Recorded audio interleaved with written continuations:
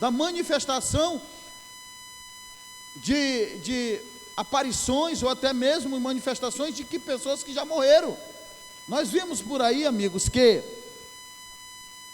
as pessoas trazem mensagens de quem morreu, sim ou não?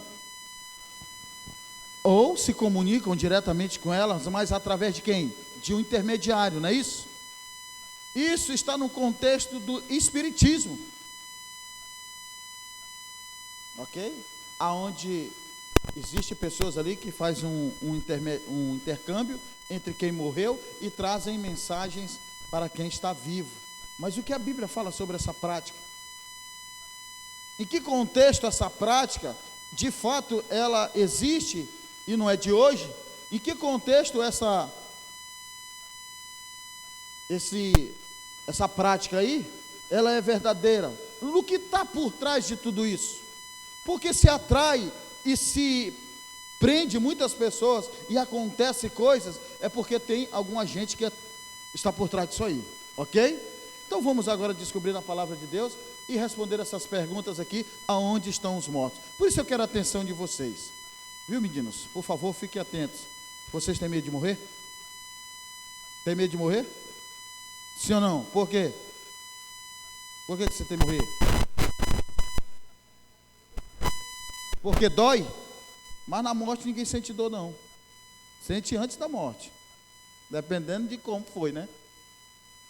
Porque a morte, ela interrompe a vida, ok? E tem gente que está morrendo precocemente aí, sim ou não? Vamos lá.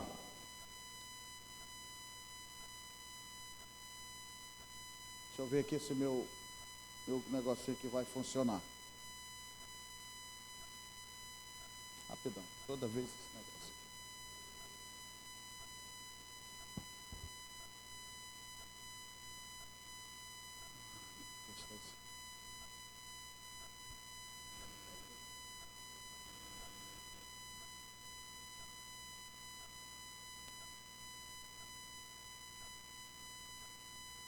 Ok, vamos lá.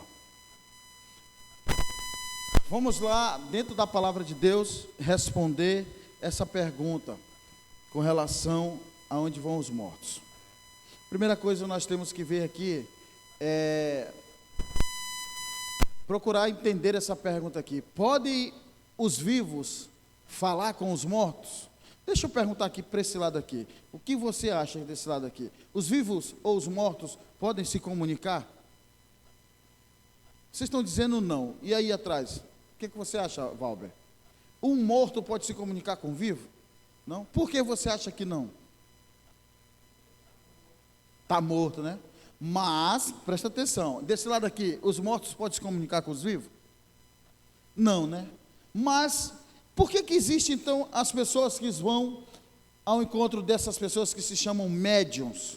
Que são aquelas pessoas que têm alguma relação com quem já morreu, ou eles são intermediários, né, que conseguem ter esse dom paranormal de comunicar com os mortos. Nós estamos aqui fazendo uma pergunta: pode os vivos conversar com os mortos?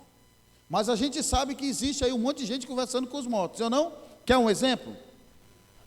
Olha só, isso aqui é só para você ter uma ideia. A pergunta aqui: pode os vivos conversar com os mortos? Pode, cara. Tu quer ver um exemplo que pode? Dia 2 de novembro, eu estava entregando folheto lá no cemitério. Estava lotado de gente conversando com os mortos. Tinha até culto para conversar com os mortos. Mortos. Pode ser morto ou mortos, mas são pessoas que morreram. Porque no contexto de mortos, pode ser no contexto geral de toda a humanidade, ou um morto específico, porque tinha pessoa conversando com o morto dela, mas tinha um grupo de pessoas dentro de uma capela lá fazendo menção sobre os mortos, no contexto geral. Morto está no singular, se trata de um indivíduo. Mortos está no plural, quando se trata de várias pessoas. Então, podem os vivos conversar com os mortos? Sim, mas a grande pergunta é aqui: e os mortos, pode interagir com eles? Sim ou não? Eis a questão. Porque tinha pessoas chorando lá no túmulo, rodeando o túmulo de vela, sensibilizadas, né, com saudade, porque nós, os vivos, podemos demonstrar sentimentos, sim ou não? Nós podemos nos comover, sentimos saudade, lembramos de coisas boas, até ruins, mas mais das coisas boas quando se trata, sim ou não? Então estava cheio de gente lá conversando com os vivos, com os mortos. Agora a grande pergunta é: os mortos estavam interagindo com elas? Não. Deixa eu contar uma história para vocês. Vocês já ouviram falar, ou já ouviram esse nome aqui, Tutancâmon, o rei Tut? Isso, garoto. Veja bem, esse rei aqui, ele era chamado também de rei menino, porque ele assumiu a dinastia faraônica, ok? Ele assumiu o reinado dele quando ele ainda era muito criança, um jovem, um adolescente. E ele era um rei muito, de um tempo, de uma riqueza muito grande no Egito. Mas esse rei aqui, amigos, Tutancâmon, a vida dele foi muito breve, ele morreu ainda também na sua adolescência, ok? Saindo da adolescência para o estado juvenil. E ele foi enterrado com uma variedade muito grande de riqueza. Seu corpo todo estava envolto em faixa, mas tinha uma coroa magnífica, uma capa, uma máscara magnífica de ouro puro. Interessante que quando ele foi enterrado, na sua tumba também foi encontrado vários outros objetos e um grupo de pessoas mortas também ao seu redor, ok? Que os historiadores dizem que eram seus servos, as suas servas, animais, objetos como cadeiras, né, até brinquedos, muito ouro, muito alimento. Você sabe por que esse rei aqui, ele foi enterrado dessa forma? Porque eles acreditavam que, após a morte, para onde eles iriam, para o local para onde eles iam, eles renasceriam ou viveriam em um local, e eles iam poder usufruir de tudo aquilo que eles tinham. Lá ele ia poder ser um rei rico, e ter os seus escravos, ter seus servidores. E essas pessoas que, mesmo estando vivas, mas que precisavam ser enterradas com eles, eram também enterradas com ele. E eles acreditavam que no outro mundo eles iam também servir esse rei lá. Você entende isso aqui? Então imagine que essa compreensão, essa crendice de que há uma vida após a morte, no sentido de que você será e terá os mesmos, a mesma posição que você tinha. Lá na Índia, as pessoas acreditam que uma pessoa quando morre, ela reencarna. Quem está entendendo, diga amém. Por exemplo, eu vi um filme e um jovem lá da Índia, indiano, ele queria construir um cinema, né, porque ele queria saber as coisas de Hollywood. Lá ele vivia muito trancado, muito restrito. E a pessoa que estava construindo foi fazer a fundação lá desse local onde seria o cinema, e os trabalhadores lá, eles passavam horas e horas e horas separando as minhoquinhas de onde eles cavavam. Por quê? Porque eles acreditavam que cada minhoca daquela ali poderia ter sido um ancestral, alguém que morreu e reencarnou ali. Dentre essas crendices, várias outras manifestações de reencarnação. Ou seja, o que predomina ali também na cultura e na religião daquele pessoal, além deles terem milhares de deuses, existe pelo menos uns 2 milhões de deuses lá na Índia. Eles acreditam nisso aí. Tem um rio lá que eles depositam os seus mortos lá, eles tomam banho. Tem gente que até come carne de morto para exatamente achar que eles têm algum vínculo com essas pessoas que morrem. Eis a questão. Lá no México, tem lá entre aspas, uma santa lá, chamada La Muerte, que é a mesma figura de Maria aqui, só que com uma expressão de morto, uma caveira. Vocês estão entendendo isso aqui? Então, no mundo existe essa questão de as pessoas acreditarem o que acontece, o que vai acontecer com os mortos. Eles têm alguma influência conosco ou não. Então, Tutancâmon foi, acho que, o maior achado arqueológico nesse contexto do povo egípcio. Um dos mais ricos até hoje. Ok? Essas pessoas que foi enterrada com todo o seu tesouro e com seu servo, para você ver o nível de fé que essas pessoas têm. Mas a Bíblia nos fala acerca desse assunto, o que acontece com os mortos e qual é a relação que ele tem conosco. Somente a Bíblia tem a verdade. Lá no Gênesis capítulo 2, nós vamos ver assim, vamos ver aí.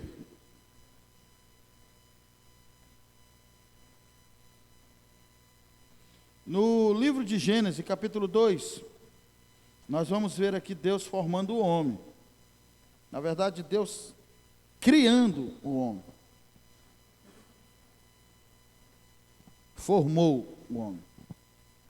Ok? Achou aí? Gênesis, primeiro livro da Bíblia, capítulo 2, versículo 7. Nós vamos ver aqui, para que nós possamos entender mais sobre esse assunto.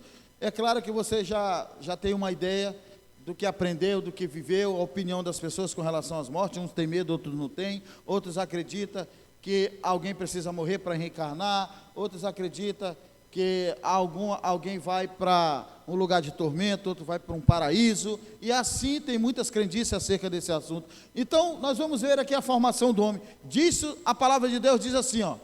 Capítulo 2, versículo 7 de Gênesis diz assim, ó. Então o Senhor Deus formou o homem do pó da terra e lhe soprou nas narinas o fôlego de vida. E o homem se tornou um ser vivente. Ok? Quem entendeu, diga amém. Amigos, presta atenção aqui. Eu vou fazer uma pergunta com base no texto aqui.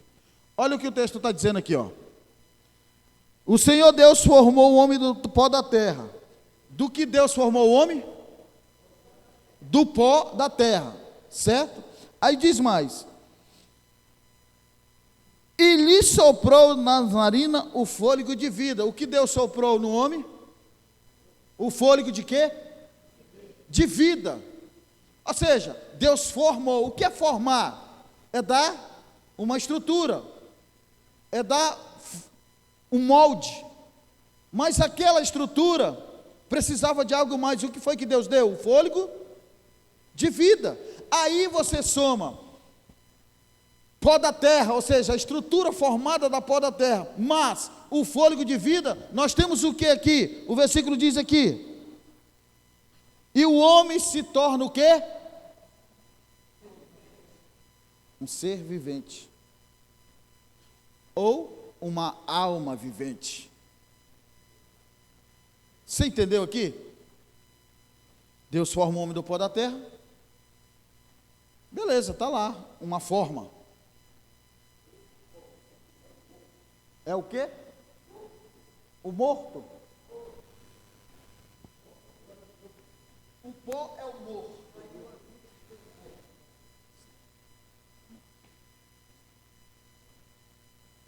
O meu irmão está dizendo que esse pó é o morto. Concordo.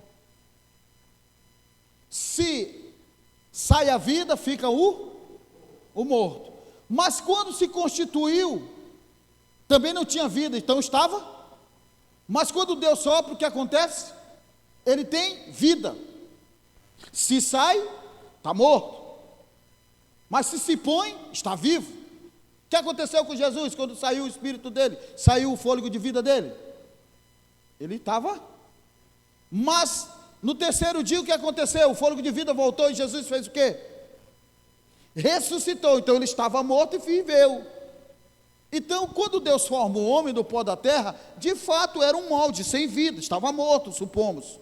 Mas quando ele sopra o fôlego de vida, o homem passa a ser um ser vivente, uma alma vivente. Quem entendeu, diga amém. Isso está claro, sim ou não?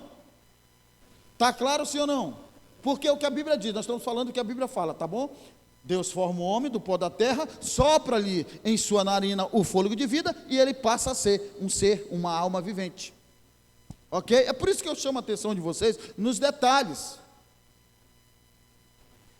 Deus usou a matéria-prima, o barro, a terra, mas lhe deu forma àquela terra. Não tinha vida, estava morto.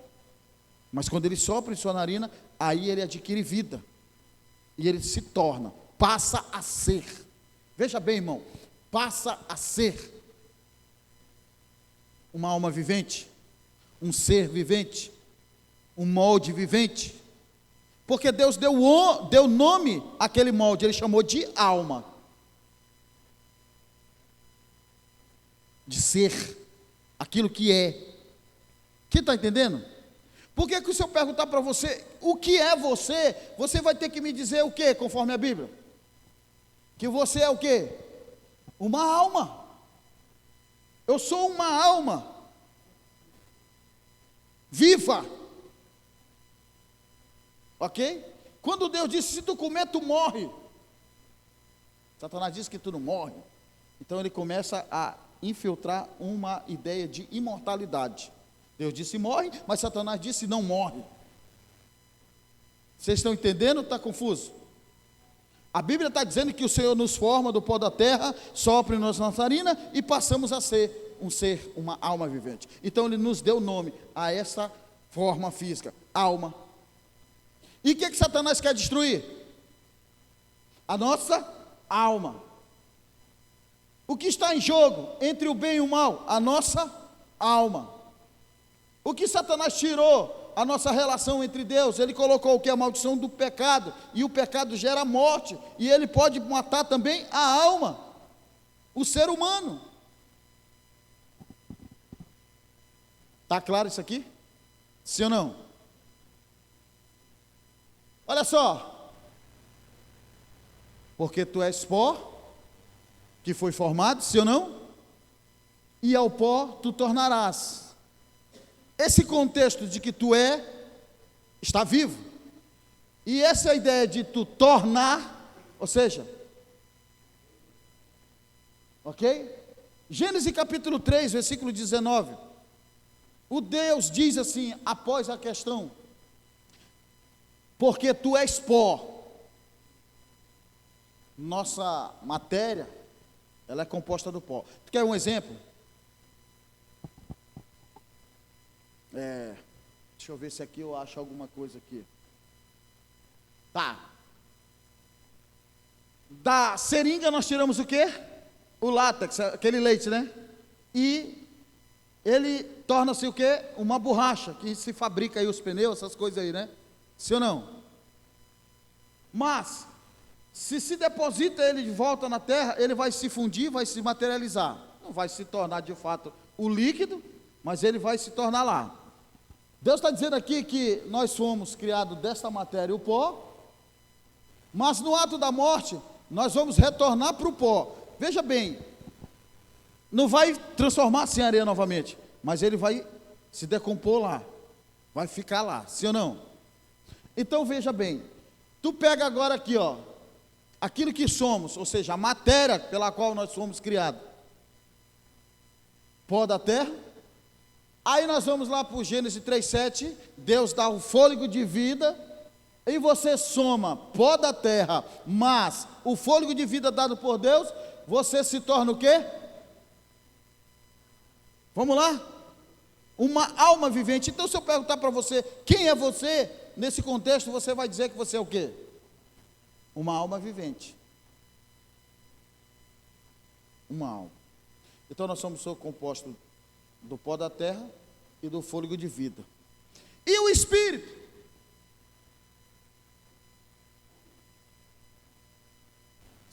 Quando nós vamos falar aqui quando nós falamos aqui de fôlego de vida, nós estamos falando exatamente da mesma coisa, espírito de vida. Ok? O espírito de vida. A vida é também manifesta com um espírito espiritual, ok? E quem deu a vida para nós? Deus. Então a vida, ou seja, o espírito retorna para Deus. Mas o espírito de vida, ele precisa de um corpo, para que ele seja um só. Ok? Então ele não fica vagando por aí. Ele não fica à toa por aí. Ou ele se manifesta em outra coisa. Não. Você está entendendo aqui, amigo? Então, pó da terra, mas fôlego de vida, é igual a alma vivente. Então, eu pergunto para você, o que é você? Você é uma alma vivente. Enquanto você tiver esse fôlego, esse espírito de vida, você vive. Mas, quando ele aspira, ou ele retorna para Deus, aí você retorna para o pó. Amém? Está certo aqui, irmão? Vocês têm dúvida aí?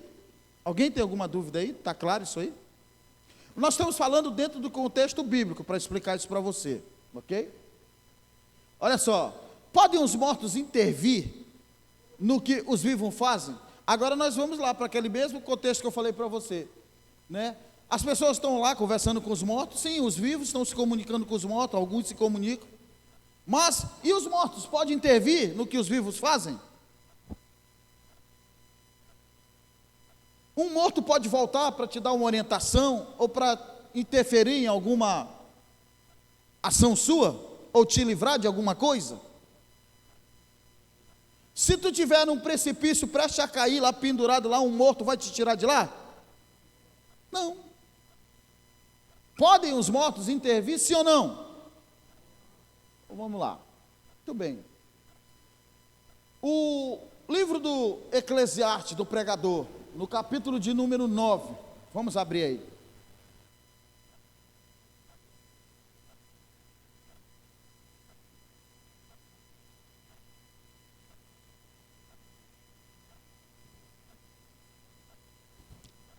Ok? Eclesiastes, capítulo 9, está na página de número 625. Quando eu falei para você que as pessoas estavam lá ao redor dos túmulos, quando eu estava lá no cemitério lá, eu vi muitas pessoas expressando seus sentimentos lá, né?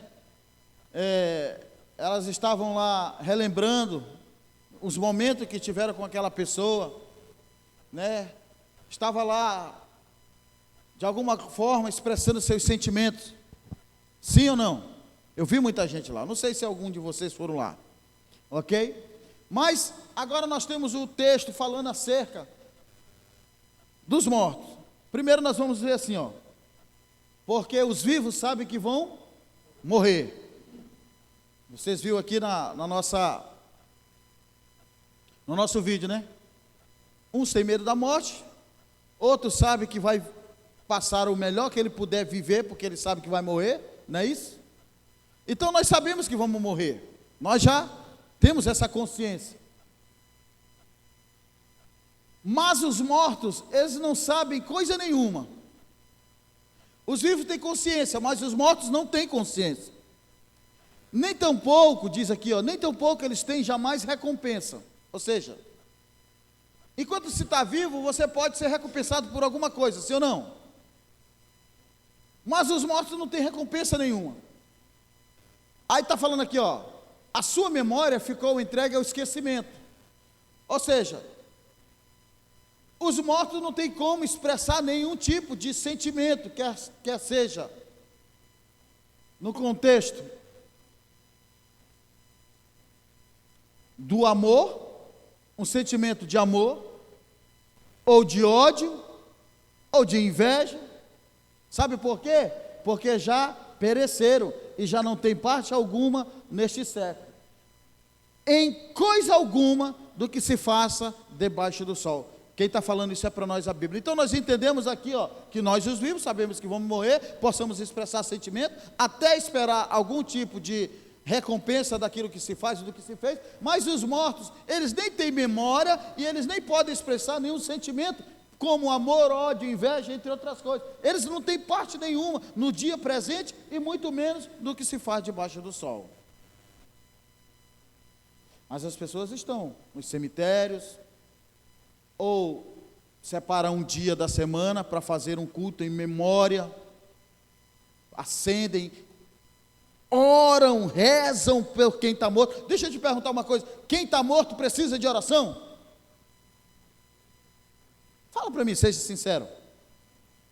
Por quê? Porque nós vamos ver aqui, ó, que quem está morto não tem lembrança, não tem expressão de amor, ódio, inveja, não tem parte alguma aqui. E qual vai fazer o efeito? Porque Deus não trabalha com quem está morto. Deus trabalha com quem está.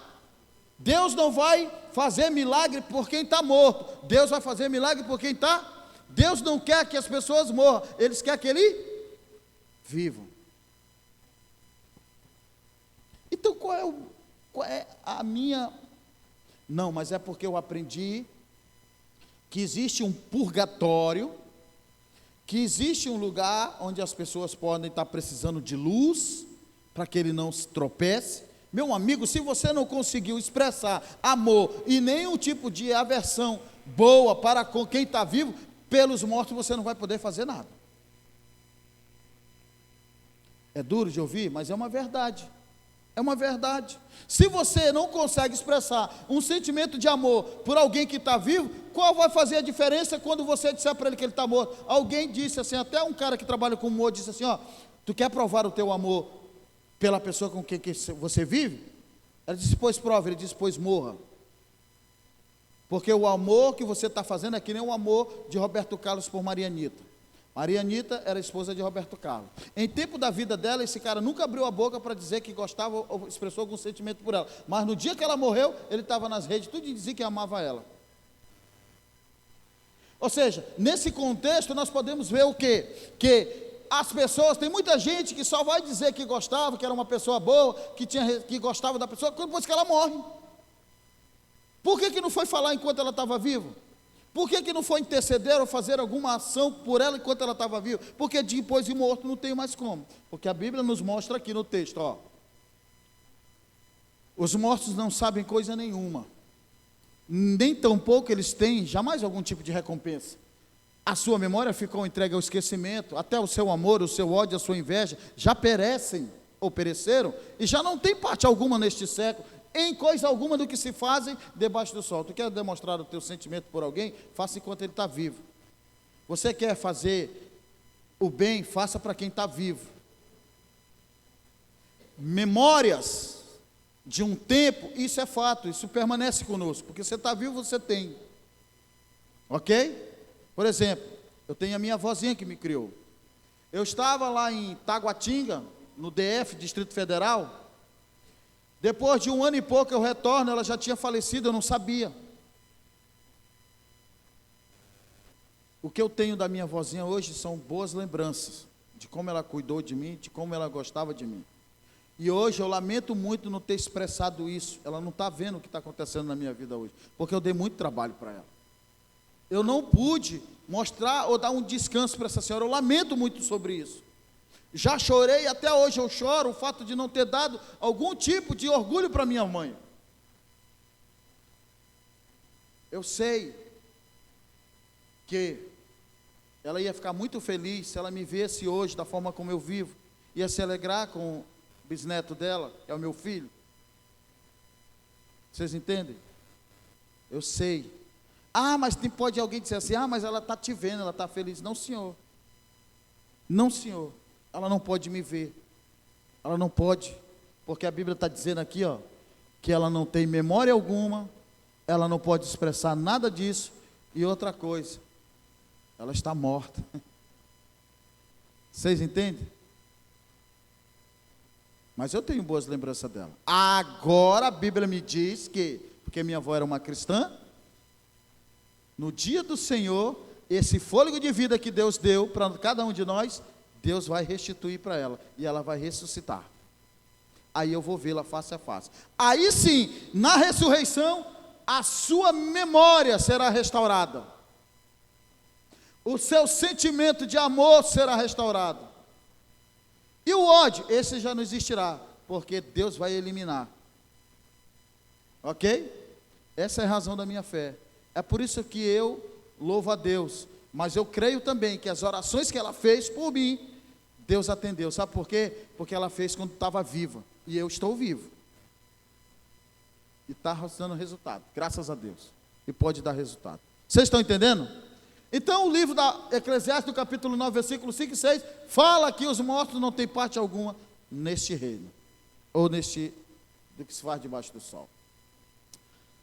Aí nós vamos ver Lucas capítulo 14, falar exatamente sobre o que eu acabei de falar para vocês da minha fé, com relação à ressurreição da minha avó. Veja bem, vó mãe, diz o texto assim, ó, Lucas,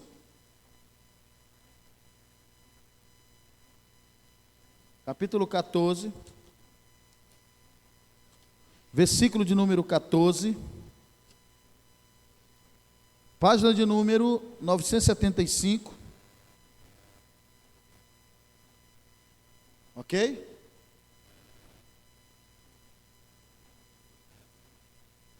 Encontrou aí? Valber, encontrou aí? Ajuda o Valber ali rapidinho. Ok? Lucas capítulo 14, versículo 14.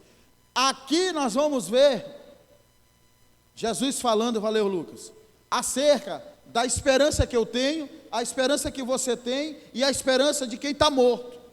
A Bíblia diz assim, ó, e você será bem-aventurado pelo fato de não terem eles com que recompensá-lo. A sua recompensa você receberá na ressurreição do justo. Veja bem, se você é um remanescente, um discípulo, um servo de Jesus Cristo, a Bíblia diz, mesmo que você morra, você viverá. Está falando no futuro, você viverá. Não está dizendo que mesmo que você morra, você vai estar vivo. Está falando que viverá. E nós estamos vendo aqui, Jesus diz que vai haver uma recompensa para aqueles que morrer justificado pelo sangue. O que ele está dizendo ali? Vai haver o quê? Uma ressurreição. Ou seja, o justo, lavado no sangue do Cordeiro, aquele que nasceu, que está com o seu nome escrito no livro da vida, vai ressuscitar. Como é que ele vai ressuscitar? Lembra do fôlego de vida que o Senhor deu? Ele o restituirá. Aí, meu amigo, se você for lá no livro do profeta Ezequiel, você vai ver lá uma ligação de corpo, mas não vai ser nesse contexto, mas é só para você ter uma ideia, porque Deus vai ressuscitar e aquela pessoa vai vir na forma como ele foi criado. Deus criou ele, mesmo no ventre da mãe dele. Aí, meu amigo, ele vai estar salvo. Você pode glorificar a Deus? Você pode dar um glória a Deus? Tu sabe por quê? Porque você pode ressuscitar. Ok? A alma que pecar, essa morrerá. Olha o que o profeta Ezequiel nos fala acerca desse texto. Vamos voltar um pouquinho aqui. A página é a página de número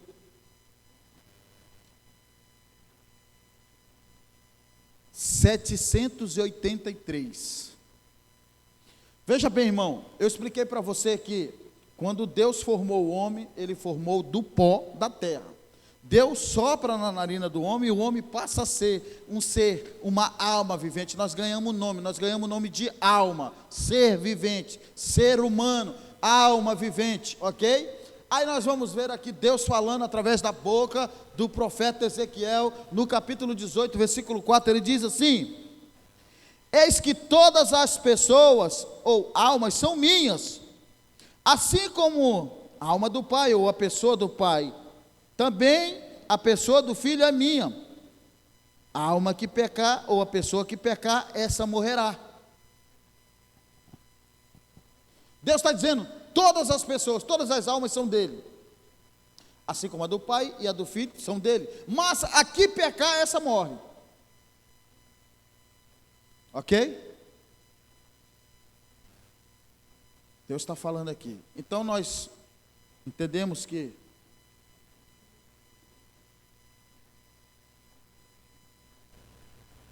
todos nós estávamos condenados à destruição. Todas as almas do mundo estavam condenadas à destruição. Mas o Senhor nos deu uma oportunidade. Outra coisa, Paulo diz em Romanos capítulo 23 que todos pecamos estávamos longe da glória de Deus. Vamos ver o texto, Romanos.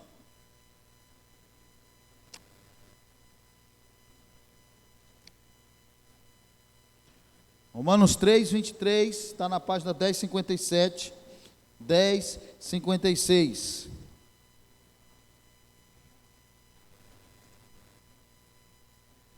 Diz assim o texto: pois todos pecaram e carecem da glória de Deus. Todos pecaram e carecemos da glória de Deus. Ou seja, ai de nós se não fosse esse amor divino.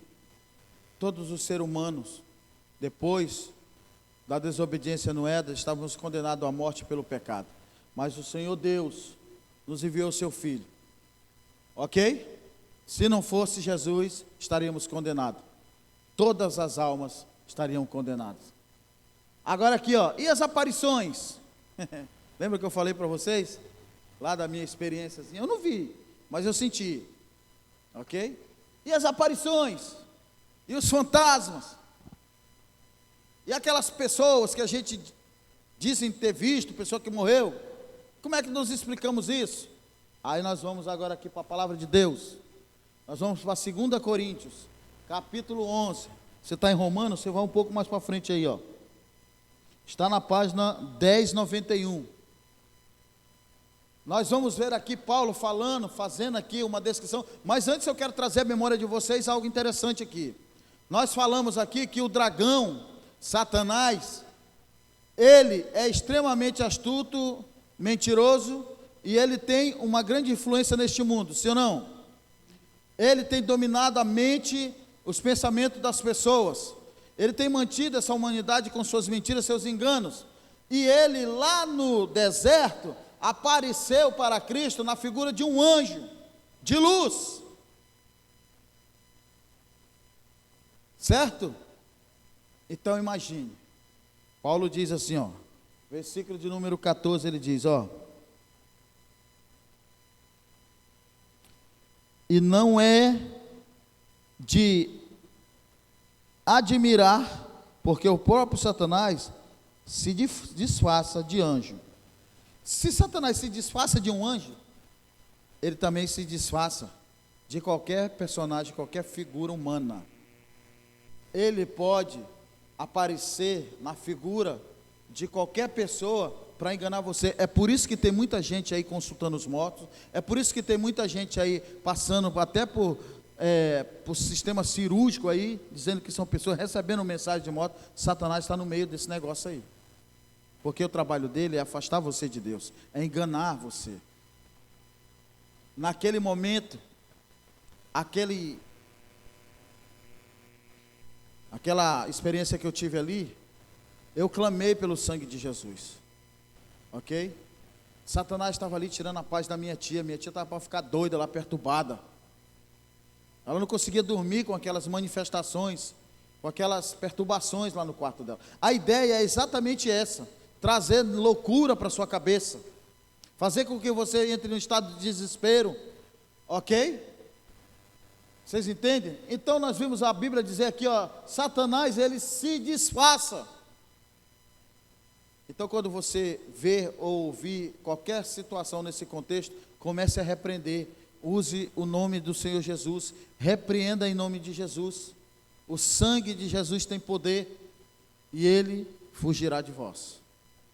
Não se deixe levar. Tem gente que sai de casa, leva o filho, leva não sei quem, para uma pessoa lá, fazer lá um ritual lá de cura, uma série de outras coisas, ok? Então Satanás, ele também se manifesta, enganando as pessoas.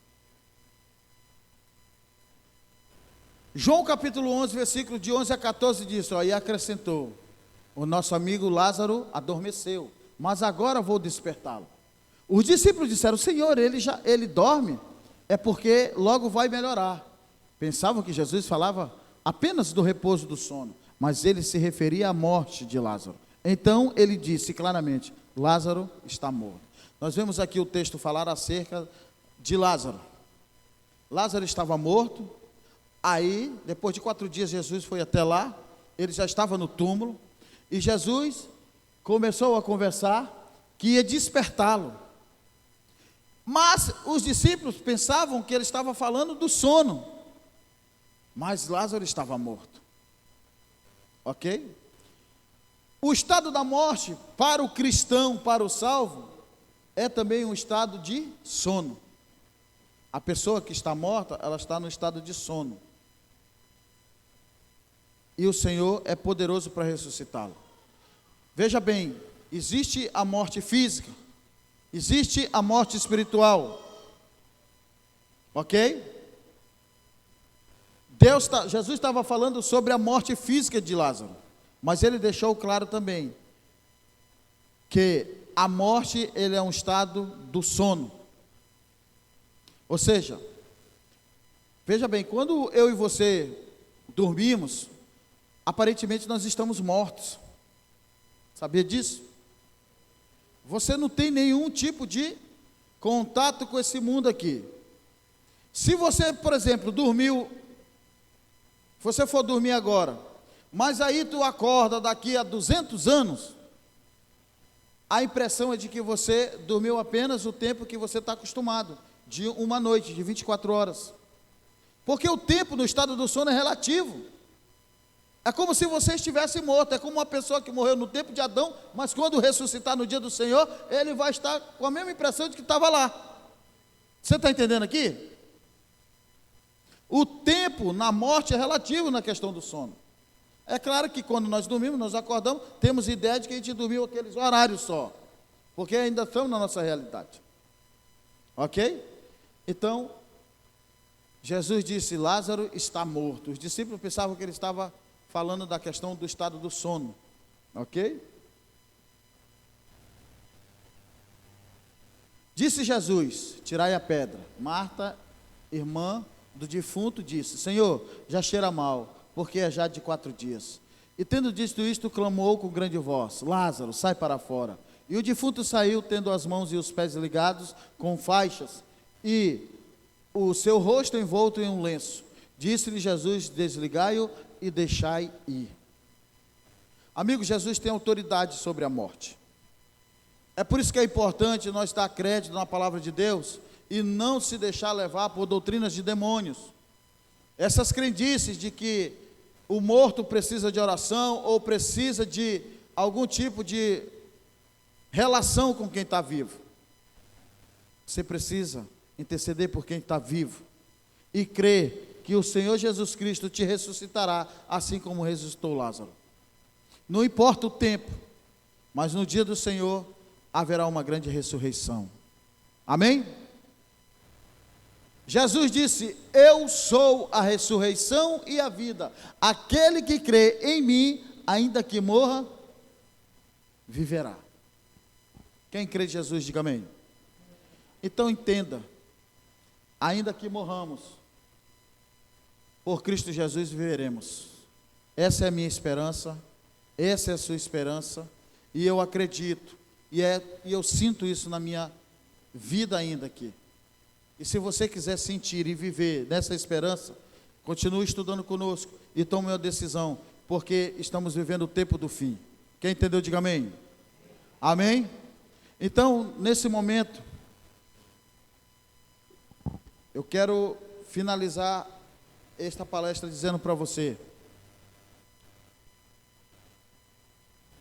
quem morreu não tem parte nenhuma do que se faz debaixo do sol. Quem morreu está aguardando o juízo, quer seja para a vida, quer seja para a morte. Agora, se você crê em Jesus Cristo, mesmo morto, ressuscitará para a eternidade. Então é preciso viver uma vida de fé em Cristo, para que você tenha parte na primeira ressurreição. E você vai aprender isso aqui. Ok? Então quando você ouvir falar que alguém apareceu ali, repreenda em nome de Jesus. Porque Satanás se disfarça. E ele toma a forma que ele quiser. Porque ele quer tirar a tua racionalidade e ele quer entrar na tua cabeça para de alguma forma te deixar em um estado totalmente desesperador. Porque esse é o trabalho dele. Ok? E outra coisa, o filho não é culpado do pecado do pai. assim como o Pai não é culpado do pecado do Filho, porque a alma que pecar, essa morre. Porque o salário do pecado é a morte. Mas o dom gratuito do Senhor é a vida eterna. Quem quer receber o dom gratuito do Senhor, levanta a mão. Então eu queria convidar você a se colocar de pé, e eu quero orar por você nesta noite, em nome de Jesus. Amém? Deus abençoe. Nós estamos estudando a Bíblia, nós temos que considerar o que a Bíblia diz. Se a Bíblia diz que quem morreu não tem parte nenhuma, então eu não vou me deixar enganar com outros ensinos. Não vou consultar os mortos, não vou buscar algum tipo de influência ou informação deles, porque eles não podem influenciar em nada na minha vida, enquanto estiver vivo. Quem entendeu, diga amém. Se alguém te convidar para receber uma mensagem de um morto, saiba que você vai estar recebendo a mensagem do Satanás. Se alguém vir e disser que um morto tem uma mensagem para ti, saiba que Satanás está trazendo uma mensagem. Porque o nosso Deus, Ele é vivo, e Ele não tem parte com a morte. Quem entendeu, diga amém. Então, a palavra de Deus é vida, e ela está dizendo para você que a morte não tem influência nenhuma no reino dos céus. Vamos orar? Crianças, sentem, fiquem atentos para cá. Isso. O tio vai fazer uma pergunta para vocês aqui. Se você responder, o tio vai dar um brinde. Tá bom? Vamos orar? Senhor Jesus, graças te dou por tua graça e bondade. Sabemos que Satanás usa de suas artimanhas para poder, Senhor, enganar a humanidade. E este assunto da morte é um dos que eles mais têm influência, porque eles fazem com que as pessoas se desesperem com relação à morte. Mas hoje nós aprendemos que o Senhor é Deus e o Senhor tem o poder sobre a morte. O Senhor nos prometeu que mesmo que morramos, o Senhor nos vai dar a vida. E nós vivemos porque o Senhor é a vida. E vivemos porque o Senhor nos deu a vida. O Senhor nos deu o fôlego de vida e o Senhor é o autor da vida. Porque o Senhor vai restituir a vida daqueles que são fiéis, daqueles que têm, Senhor, seus nomes escritos no livro da vida. As pessoas que estão aqui, elas estão em busca da verdade, e a tua palavra é a verdade. E nós revelamos na tua palavra que não vale a pena fazer qualquer sacrifício por quem está morto, mas vale a pena fazer um sacrifício de amor em prol de quem está vivo. E é por isso que estamos aqui. Abençoa esta igreja, abençoa nossos visitantes, em nome de Jesus. Amém.